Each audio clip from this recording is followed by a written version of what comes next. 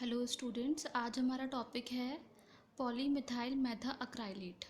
पॉलीमिथाइल मेथा acrylate का आप यहाँ पे स्ट्रक्चर देख सकते हो। CH3, then double bond, then COO CH3। तो यहाँ पे आपका ये एक्राइलिक ग्रुप आ जाता है। तो these polymers are categorized under acrylic group. ये आपका कैसा है, थर्मोप्लास्टिक मटेरियल है। On the basis of thermal capacity हम इसको थर्मोप्लास्टिक मटेरियल की कैटेगरी में कैटेगराइज करते हैं। आप याद करिए, हमने दो कैटेगरी पढ़ी थी according to thermal nature, thermo elasticity and thermoplasticity. ऐसे कंपाउंड्स जो अपना नेचर, इलास्टिसिटी का मतलब है जो अपना नेचर एक रबर की तरह से मेंटेन करते हैं, अपना स्ट्रक्चर रिवर्सिबल नेचर में मेंटेन कर सकें, उनको हम बोलते थे थर्मो इलास्टिक। अगर आप उनको हीट दोगे तब भी, अगर आप उनको स्ट्रेच करोगे तो वो अपना अपना स्ट्रक्चर मेंटेन कर लेंगे, मगर थर्मोप्लास्टिक नेचर का वो अपोजिट होते थे। अगर आप उनको हीट दोगे तो उसमें प्लास्टिसिटी विल बी डिक्रीज्ड। ये कैसे हैं, ट्रांसपेरेंट पॉलीमर हैं। ट्रांसपेरेंट पॉलीमर की वजह से इनको और क्या नाम दिया जाता है, अक्राइलिक ग्लास। ग्लास का मतलब है ट्रांसपेरेंसी, इसीलिए हम इसको दूसरा नाम देते हैं acrylic glass. Synthesized by free radical polymerization. Free radical polymerization का सिंपल मीनिंग है, आपका फ्री रेडिकल इसमें बनेगा, आपका कार्बन पे जो सबसे ज़्यादा स्टेबलाइज्ड फ्री रेडिकल होगा वहाँ से पॉलीमराइजेशन शुरू हो जाएगा। यहाँ पे आप देख सकते हो, this is the PMMA polymer, जहाँ पे आपका सबसे ज़्यादा आपका स्टेबलाइज्ड फ्री रेडिकल बनेगा, वहाँ से पॉलीमराइजेशन इसका शुरू हो जाएगा।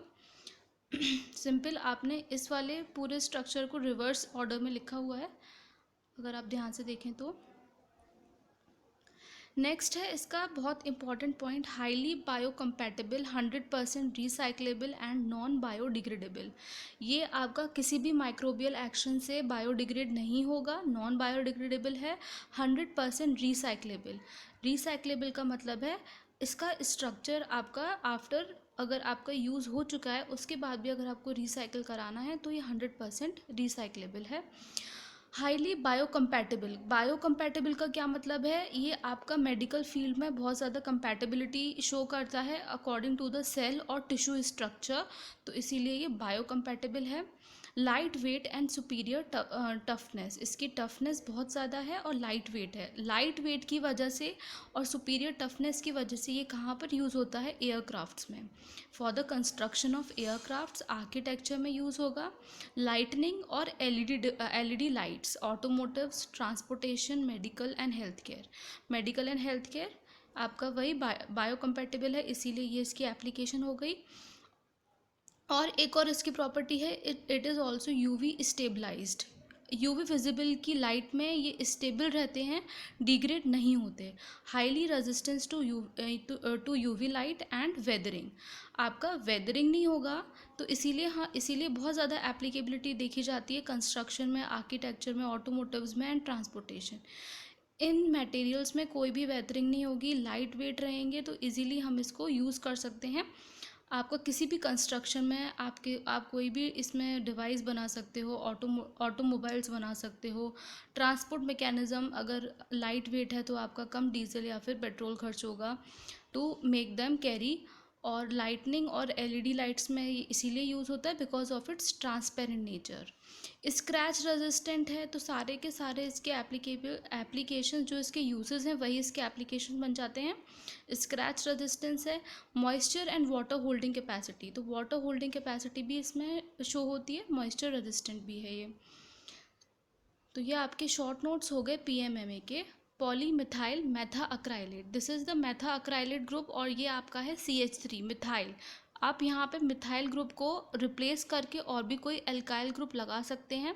पॉली इथाइल मेथा अक्राइलेट, पॉलीफिनाइल मेथा अक्राइलेट, इस तरीके से यहाँ पे ये जो R ग्रुप है वो चेंज हो सकता है। उससे आप डिफरेंट एप्लीकेबिलिटी देख सकते हो कि what are the different changes will happen अगर आप यहाँ पे, अगर इसका एल्काइल ग्रुप आप चेंज कर रहे हो तो।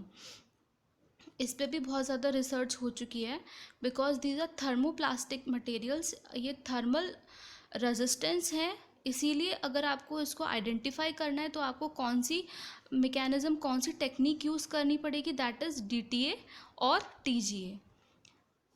DTA या TGA की टेक्निक आपको यूज़ करनी पड़ेगी इसको एनालाइज करने के लिए कि कितना टेम्परेचर रेजिस्टेंस है और कौन से टेम्परेचर पे आके ये ब्रेक हो जाता है। जनरली 600 डिग्री सेल्सियस तक ये स्टेबल रहते हैं, क्योंकि मैंने इस पर रिसर्च कर रखी है। पॉलीमिथाइल मेथाक्राइलेट एंड पॉलीइथाइल मेथाक्राइलेट, इन दोनों में क्या डिफरेंस आता है, कितने टेम्परेचर पे वेरी करते हैं, तो ये चीज़ हम यहाँ पे कैसे स्टडी कर सकते हैं, by the help of thermogravimetric analysis या फिर डिफरेंशियल थर्मल एनालिसिस। ये आपके सारे थर्मल एनालिसिस हैं, उसमें आपका कंपाउंड का ब्रेकडाउन होगा और आप इनकी स्टडीज़ अच्छे से कर पाओगे। ये आपका फॉलोइंग पीएमएमए का पॉलीमर है, तो स्ट्रक्चर आपको याद होना चाहिए। बाकी पीडीएफ मैंने अवेलेबल करा दी है ऑलरेडी, उसमें आप अच्छे से थॉरली इसको स्टडी कर सकते हो। सेकेंड टॉपिक हमारा है सिलिकॉन्स। सिलिकॉन्स बहुत इंपॉर्टेंट टॉपिक है, या इसको हम बोलेंगे पॉलीसाइलॉक्सेन्स। सिलिकॉन और ऑक्सीजन के कंपाउंड्स को हम क्या नाम देते हैं, सिलिकॉन। सिलिका प्लस ऑक्सीजन, तो that is known as silicon. तो ये कैसा है, आपका इनऑर्गेनिक पॉलीमर है। यहाँ पे कोई भी कार्बन कंपाउंड नहीं है अदर देन कार्बन। अगर आपका पॉलीमर बन रहा है तो वो कौन से कैटेगरी में आएगा, इनऑर्गेनिक पॉलीमर में। और ये बनते कैसे हैं, by the help of condensation reaction. Condensation reaction आप याद करिए, रिएक्शन के अकॉर्डिंग हमने दो कैटेगरी में हमने क्लासिफाई किया था, addition reactions and condensation reaction. Condensation reaction का मतलब है रिमूवल ऑफ वाटर मॉलिक्यूल। अगर आप वाटर मॉलिक्यूल का रिमूव करोगे तो आपको कंडेंसेशन रिएक्शन की कैटेगरी में कैटेगराइज होता है। ये बहुत इंपॉर्टेंट है, ये आपको याद रखना है। साइलॉक्सेन लिंकेज क्या रहेगा आपके डिफरेंट सिलिकॉन और ऑक्सीजन मॉलिक्यूल एटम्स के बीच में, SiO_Si। जितना भी बॉन्डिंग है आपका सिलिकॉन के साथ है, ऑक्सीजन के साथ नहीं है, और आपके जो भी बॉन्ड्स होंगे वो सिलिकॉन ऑक्सीजन सिलिकॉन होंगे। This will be the parameter. आपको अगर ये चीज़ देखने को मिल रही है then it will categorized in the category of silicones only. तो यहाँ पे हमने इसको 3 टाइप्स में हमने इसको कैटेगराइज किया है according to the chain linkage. Chain linkage के आधार पे हमने इसको बोला है लीनियर या स्ट्रेट चेन, साइक्लिक सिलिकॉन या फिर cross link silicon. Cross linkage मैं आपको पढ़ा चुकी हूँ, याद करिए क्रॉस लिंकेज क्या होता है। तो फर्स्ट कैटेगरी है आपका लीनियर या स्ट्रेट चेन। इसमें आपको लीनियर एक पैटर्न देखने को मिलेगा, कोई रैंडमनेस नहीं होगी, एक स्ट्रेट चेन बनेगी, सिंपल आपके सिलॉक्सेन्स के लिंकेज होगा SiO_Si, और सिंपल आपका एल्काइल ग्रुप का यहाँ पे आप लगाते चले जाएंगे विद सिलिकॉन। ये चीज़ ध्यान में रखिएगा, सिलिकॉन के साथ लिंकेज है सबका। उसके बाद आता है आपका साइक्लिक सिलिकॉन, वही पैटर्न रहेगा आपका SiO_Si। ये आपका साइक्लिक पैटर्न है और सिंपल आपका R ग्रुप अटैच है किसके साथ, सिलिकॉन के साथ। उसके बाद है आपका क्रॉस लिंकेज। क्रॉस लिंकेज का मैंने आपको बताया था, सिंपल क्रॉस लिंकेज का मतलब क्या है, आपको अगर एक स्ट्रेट चेन 2 डायमेंशनल या 1 डायमेंशनल को अगर आपको 3 डायमेंशनल में बनाना है या 2 डायमेंशनल में बनाना है तो आप इसका क्या करा दोगे, क्रॉस लिंकेज करा दोगे। मगर पैटर्न हमें वही रखना है, SiO_Si, और सिलिकॉन के साथ आपको सारे लिंकेजेस करने हैं। एल्काइल ग्रुप आपको लिंक करते जाना है।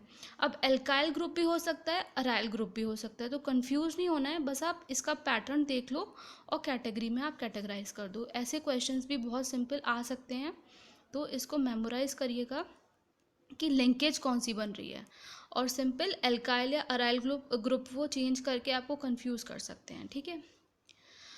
अगर हम सिंथेसिस की बात करें तो आप डायरेक्ट सिंथेसिस करा सकते हो, किस किस चीज़ का, मिथाइल क्लोराइड के वेपर्स का, सिलिकॉन पाउडर का in the presence of copper and at temperature 300 degree Celsius. ये पैरामीटर्स आपको ध्यान रखने हैं, इसकी प्रेजेंस में ही रिएक्शन फॉरवर्ड होगी वरना नहीं होगी। तो copper is acting as a catalyst and temperature should be 300 degree Celsius. आपके वेरियस पॉलीमर्स बनना शुरू हो जाएंगे, आपका R2SiCl2 या फिर R3SiCl या फिर RSiCl3। This is the random pattern, और रैंडम पैटर्न आपको तभी मिलेगा जब फ्री रेडिकल यहाँ बनेंगे। जब आपके फ्री रेडिकल बनेंगे तभी आपको वेरियस कैटेगरी ऑफ पॉलीमर्स आपको देखने को मिलेंगे। ग्रिग्नार्ड रिएजेंट की बात करें तो ग्रिग्नार्ड रिएजेंट आपका सिंपल क्या है, एडिशन रिएक्शन है, RxSiCl4 - X और प्लस आपका क्या बन जाएगा, MgClX। ग्रिग्नार्ड रिएजेंट की सिंपल रिएक्शन है ये। एल्कीन्स या एल्काइंस के साथ अगर हम बात करें तो आपको एल्कीन के साथ या एल्काइन के साथ आपको यहाँ पे रिएक्शन करने को, सिंपल आपका तीनों, अगर आपको जैसे 3 डिफरेंट अगर आपको पॉलीमर्स बनाने हैं तो आपको क्या करना पड़ेगा, आर का पैटर्न चेंज कर दो। आर अगर आप एल्काइल या अराइल यूज़ कर रहे हैं तो आपका दूसरे टाइप का पॉलीमर इजीली सिंथेसाइज हो जाएगा। और भी सिंथेटिक मेथड्स हैं AlCl3 के साथ भी आपको देखने को मिलेगा। तो कैटलिस्ट याद रखिएगा कौन कौन से कैटलिस्ट यूज़ होते हैं। बाकी हमारे शॉर्ट नोट्स हो गए सिलिकॉन्स के। नेक्स्ट इसकी प्रॉपर्टीज़, प्रॉपर्टीज़ ही आपकी एप्लीकेशन बनेंगी, तो प्रॉपर्टीज़ ध्यान में रखनी है। प्रॉपर्टीज़ क्या क्या हैं, पहला है आपका high thermal stability. Now thermal stability इसकी कहाँ तक जा रही है, 250 से लेके 300 डिग्री सेल्सियस तक इसकी थर्मल स्टेबिलिटी है। उसके बाद इसका ब्रेक डाउन शुरू हो जाएगा because of silicon oxygen silicon bond, उसकी थर्मल स्टेबिलिटी ज़्यादा रहेगी। Resistance to mild chemical reagent, जो आपके माइल्ड केमिकल रिएजेंट हैं जिनकी एक्टिविटी कम है उनसे ये रेजिस्टेंस शो करते हैं, लाइक वीक एसिड या alkali solutions. Low molecular weight silicones dissolve in solvents, हम यहाँ पे लो मॉलिक्यूलर वेट सिलिकॉन्स की बात कर रहे हैं, वही डिजॉल्व हो सकते हैं सॉल्वेंट में, जैसे कि बेंजीन, ईथर या फिर CCl4। उसके बाद बात करते हैं good electrical insulating property. Actual में सिलिकॉन्स की डिस्कवरी ही इसीलिए हुई थी ताकि हम इलेक्ट्रिकल इंसुलेटिंग डिवाइसेस बना सकें। तो इसीलिए इसकी सबसे सबसे बेस्ट कैटेगरी कौन सी है आपका, good electrical insulating property. Silica की और कार्बन सिलिकन हम जनरली आपने याद करिए फिज़िक्स में, ट्रांजिस्टर्स में हम इसको यूज़ करते हैं। Remarkable property to super cool, ये सुपर कूल बहुत जल्दी हो सकते हैं। रिमार्केबल प्रॉपर्टी है इसकी -50 से लेके -80 degree Celsius. Highly water repellent, surface tension कम होने की वजह से ये वाटर रेपेलेंट है बिकॉज ऑफ एल्काइल ग्रुप्स। याद करिए सिलिकन के साथ यहाँ पर डिफरेंट एल्काइल ग्रुप्स हमने अटैच करे थे। एल्काइल ग्रुप कैसा है आपका, वाटर रेपेलेंट नेचर का है, हाइड्रोफोबिक नेचर का है। दैट्स वाई इसकी जो प्रॉपर्टी है हाईली वाटर रेपेलेंट है, सरफेस टेंशन कम है, तो आप इसको एज अ कोटिंग यूज़ कर सकते हो। Used as rubbers retain elasticity, तो इसमें इलास्टिसिटी मेंटेन्ड रहती है, रबर्स की तरह से आप इसको यूज़ कर सकते हैं। थैंक यू स्टूडेंट्स, आपका सिलिकॉन्स और PMMA के जो छोटे छोटे टॉपिक्स थे वो भी कवर हो चुके हैं। और कोई डाउट्स हो तो आप इजीली पूछ सकते हैं। Thank you so much.